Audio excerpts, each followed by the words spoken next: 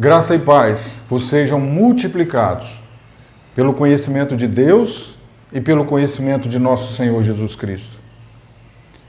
Nós estamos vendo que está sendo edificado um santuário ao Senhor. Esse santuário ao Senhor será a minha vida e será a sua vida. A partir da instrução recebida de Deus de como seria o santuário, aquele que habita no esconderijo do Altíssimo, descansa à sombra do Onipotente, cheio de inteligência e sabedoria vinda de Deus, ele tem condição de construir esse santuário. Esse santuário, ele recebe o nome de tabernáculo. Tabernáculo, ele é uma tenda colocada dentro de uma área demarcada e é onde estará, então, a presença de Deus. E para se chegar a esse lugar, aonde está a presença de Deus, existem algumas etapas a se cumprir. A primeira etapa é nós passarmos por um lugar chamado altar de sacrifício. O altar do sacrifício. Que lugar é esse? É preciso que você se lembre. Em primeiro lugar, esse lugar é um lugar de perdão. E em outra meditação, esse lugar é um lugar de substituição. Nesse lugar, alguém vai chegar morto e vai sair vivo. Alguém chega vivo e sai morto, substituindo o outro, estando no lugar do outro. Para nós hoje é muito fácil dizer que quem me substitui é Jesus. Lá na cruz do Calvário, Jesus me substituiu e eu entendo isso, e isso é maravilhoso. Para um país que já foi colônia jesuíta, é muito fácil. É muito simples a obra de Jesus, a ressurreição de Jesus, o ministério de Jesus, e é mais simples ainda o sofrimento de Jesus. As pessoas elas não podem mais observar Jesus como Jesus é, porque Jesus se tornou muito comum. Jesus é alguém que divide a história da humanidade em antes dele e depois dele. Ele não é um qualquer. Mas nós chegamos agora, 2020. Será que Jesus tem a importância na nossa vida, na nossa existencialidade, a importância que os seus feitos fizeram? Será que Jesus, na minha vida e na sua vida, ele se torna um personagem de uma história da humanidade? Ou Jesus é aquele que ficou no meu lugar na cruz do Calvário? Depende do meu olhar. Depende de como eu vejo Jesus. As coisas do cristianismo, elas ficaram muito comuns. E as coisas do cristianismo que não são comuns, que uma delas é repetir Jesus, elas são impossíveis. As pessoas declaram para nós, é muito difícil. Para todo mundo com quem você vai conversar, eles vão dizer, repetir Jesus, isso é a proposta do cristianismo? É muito difícil. E eu costumo sempre dizer, se fosse fácil, nós teríamos mais pessoas fazendo isso. É difícil mesmo. Mas se fosse impossível, Deus não seria justo, porque é isso que Deus requer de nós. Então, o que acontece verdadeiramente conosco? O que acontece é que nós nos aproximamos agora do Evangelho, nós nos aproximamos da boa nova de Deus, e nós somos carregados de preconceitos e carregados de modelos mentais.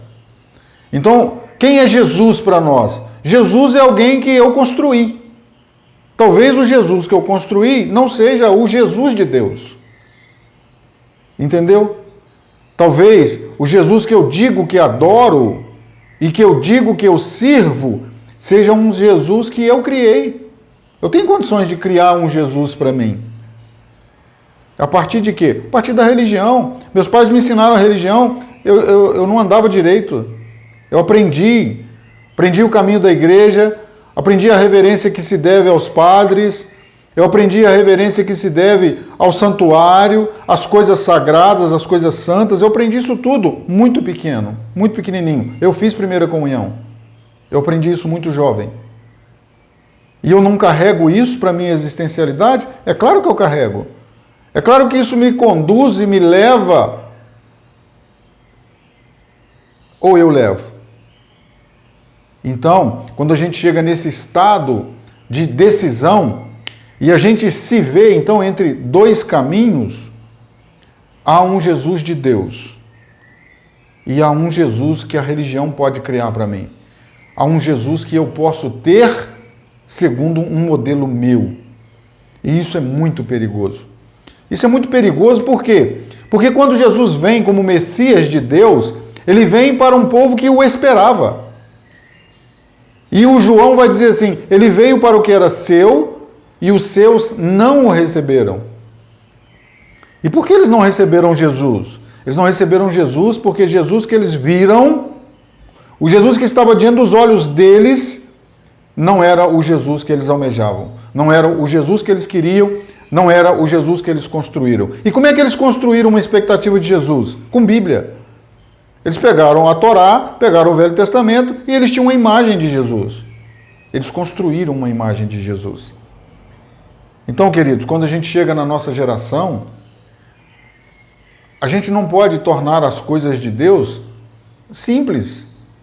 Porque o projeto de Deus em que Jesus tomasse o meu lugar lá naquela cruz, ele precisa ter uma fala poderosa. Ele precisa ter uma condição poderosa de me mudar e de me moldar.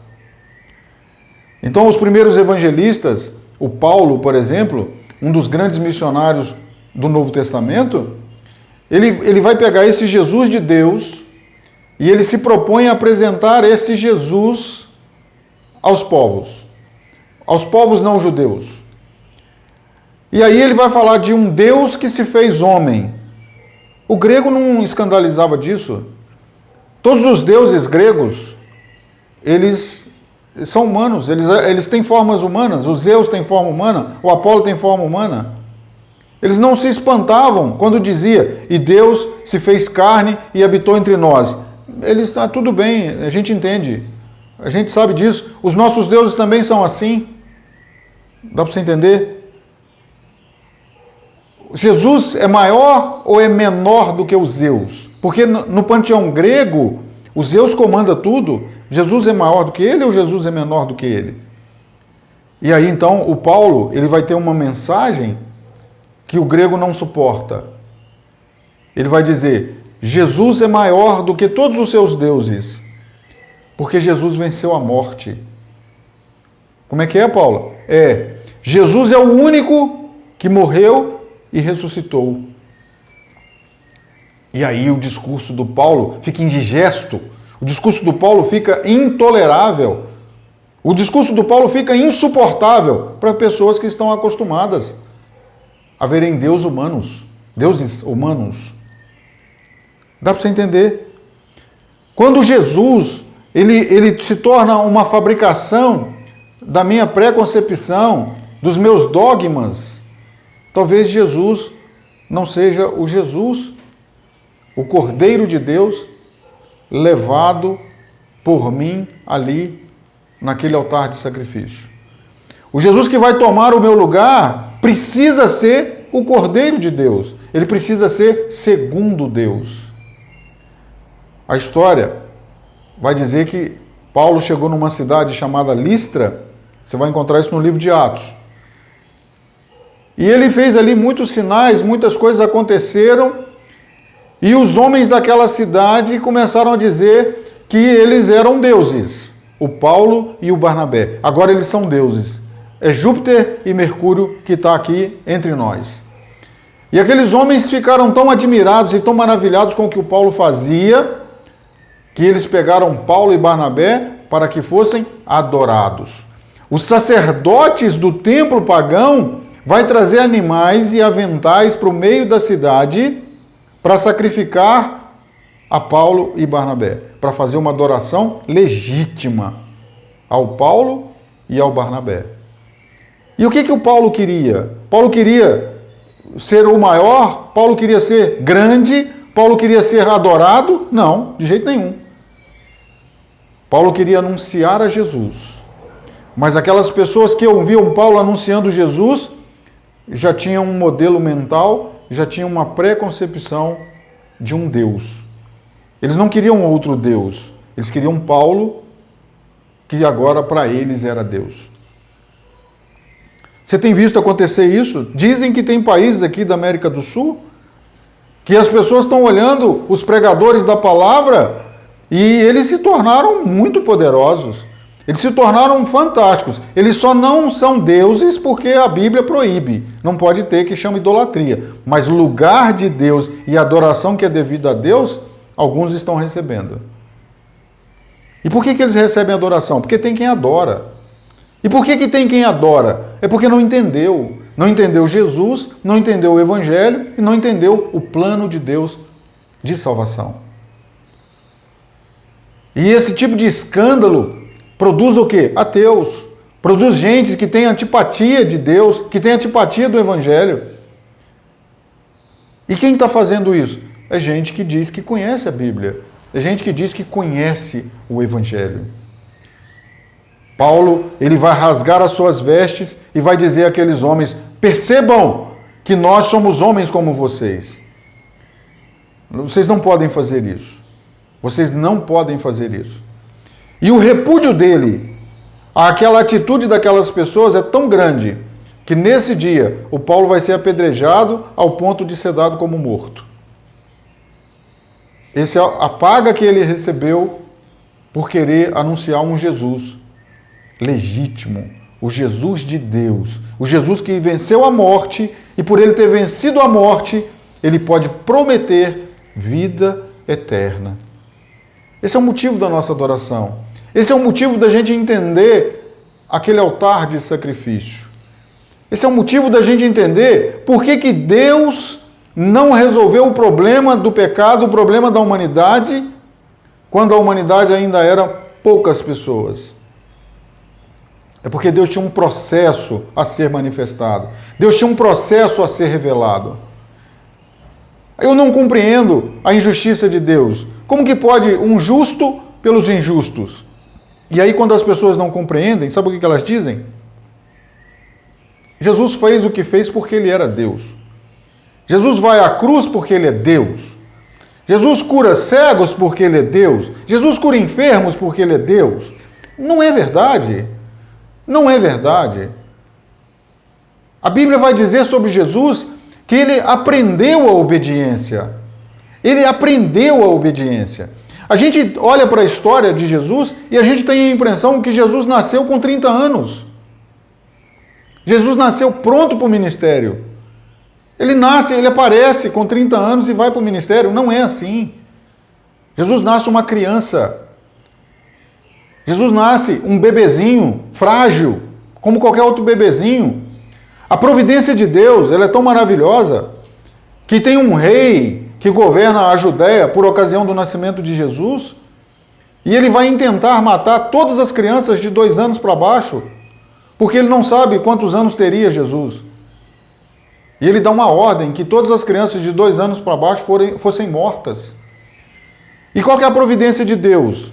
Eu, se sou Deus, eu coloco Jesus numa bolha e ninguém chega lá, ninguém toca nele. Mas não foi isso que Deus fez. Deus vai dar um sonho a José, o seu pai, e vai dizer: fuja para o Egito e fica lá até que a perseguição cesse, até que não haja mais ameaça e o menino possa voltar. Quem é esse Jesus? É Deus? Esse Jesus que vai fugir de uma perseguição? Esse Jesus que vai ser levado pelo seu pai de uma perseguição, ele é Deus? Então o nosso entendimento sobre Jesus, ele precisa ser mudado. Quando nós chegamos no ano 450, mais ou menos, da história do nosso tempo, as pessoas vão estar discutindo quem é Jesus. E os sábios, eles vão se reunir e entre muitas discussões e muitas leituras bíblicas, eles vão chegar à seguinte conclusão: Jesus, ele é 100% homem Jesus é 100% Deus. Isso foi declarado num concílio. Isso vai reger a teologia sistemática até nos dias de hoje. Eu tive um amigo pastor que declarava isso constantemente. Jesus é 100% homem, Jesus é 100% Deus e não me peça para explicar. Aí essa semana eu ouvi uma pessoa dizendo, Jesus é 100% homem, Jesus é 100% Deus. Deixa eu dizer uma coisa para você. O Jesus que vai à cruz do Calvário, ele é homem. Ele é igual a mim, igual a você. Por isso ele faz a proposta de que nós possamos repeti-lo, de que nós possamos imitá-lo, de que nós possamos ser a imagem e semelhança de Deus. Esse Jesus que as pessoas dizem, ele fez o que fez porque ele é Deus, ele vai fazer uma declaração assim, olha, o meu Pai sempre está comigo, o meu Pai nunca me deixa só, porque eu sempre faço o que lhe agrada.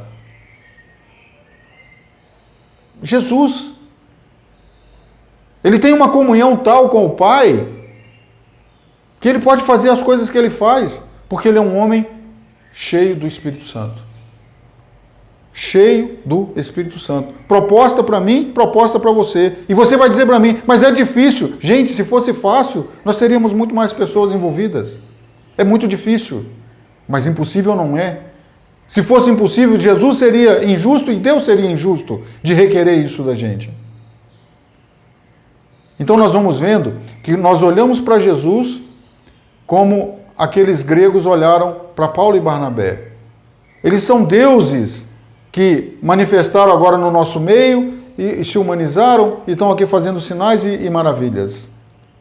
As pessoas chegam para nós hoje e perguntam, Jesus não falou que quem cresce nele faria as obras dele e faria maiores? Cadê os coxos andando? Aí confronta uma fala de Jesus com a minha fé. Eu sei quem eu sou. Eu sei o que Deus fez na minha vida. Eu sei o que Deus operou na minha vida. E eu sei o que eu tenho passado para não negar o nome de Jesus. Para mim, não faz falta nenhuma ver coxos andando. Mas para mim faz falta eu ver pessoas extremamente religiosas que não conseguem ver Jesus vendo Jesus. Para mim faz falta. Para mim interessa muito mais alguém que caminha a passos largos nessa vida, mas espiritualmente ele manca.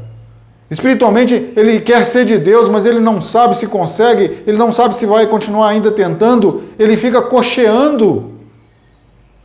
Eu quero ver ele andando perfeitamente. E ele nunca teve problema de paralisia. Paralisia não é um problema. A paralisia espiritual é um problema.